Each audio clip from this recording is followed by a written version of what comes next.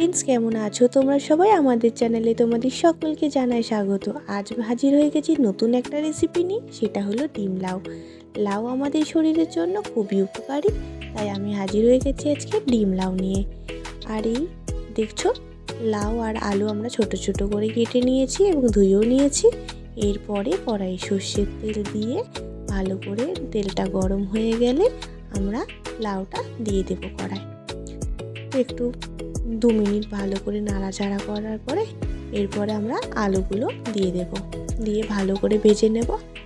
এরপরে 1 চামচ শুকনো লঙ্কা অর্থাৎ গুঁড়ো লঙ্কা, 1 চামচ হলুদ গুঁড়ো আর পরিমাণ মতো লবণ দিয়ে ভালো করে নাড়াচাড়া করার পরে জল দিয়ে দেব। এবার পরে আমরা সিদ্ধ করতে দেব। তো ততক্ষণ এটা সিদ্ধ হোক। তো এরপরে দেখো বন্ধুরা, কিন্তু অলমোস্ট আমাদের সিদ্ধ হয়ে গেছে আলু আর লাউটা। এরপরে আমরা কড়াইয়ে তেল দিয়ে 2টো ডিম দিয়ে, এখানে আমি 2টো ডিম ব্যবহার করেছি, দিয়ে ভালো করে কিন্তু আমরা ডিমটা ভুজিয়া করে নেব। ডিমটা ভালো করে নেড়ে আমরা সামান্য পরিমাণ এখানে আমি ডিমের মধ্যে লবণ দিয়ে দেব, দিয়ে ভালো করে কিন্তু আমরা ডিমটা ভেজে নেব। এরপরে কড়াই সর্ষের তেল দিয়ে শুকনো লঙ্কা, জিরে, তেজপাতা এবং গোটা গরম মশলা দিয়ে দিলাম, দিয়ে ভালো করে নাড়াচাড়া করে এরপরে আমরা দিয়ে দেব হচ্ছে পেঁয়াজ।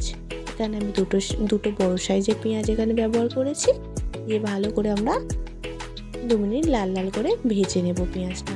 এরপরে পরিমাণ মতো রসুন বাটা, এরপরে আমরা আদা বাটা দিয়ে ভালো করে আমরা নাড়াচাড়া করেছি।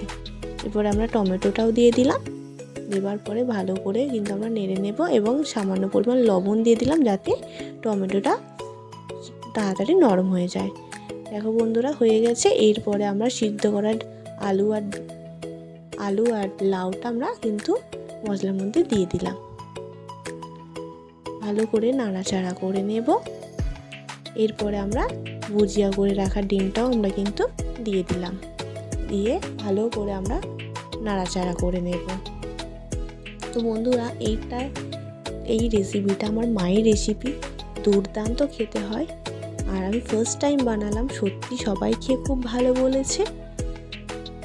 তো বন্ধুরা দেখো, আমাদের কিন্তু প্রায় হয়ে এসেছে। আর সামান্য পরিমাণ কিন্তু এখানে চিনি দেব, যাতে খেতে আরও দুর্দান্ত হয়। বেশি মিষ্টি দেব না, কারণ বেশি মিষ্টি হয়ে গেলে ভালো লাগবে না। দেখো বন্ধুরা, কেমন হয়েছে অবশ্যই কিন্তু কমেন্ট করে জানিও, আর আমাদের চ্যানেলটাকে সাবস্ক্রাইব করে দিও। ধন্যবাদ বন্ধুরা।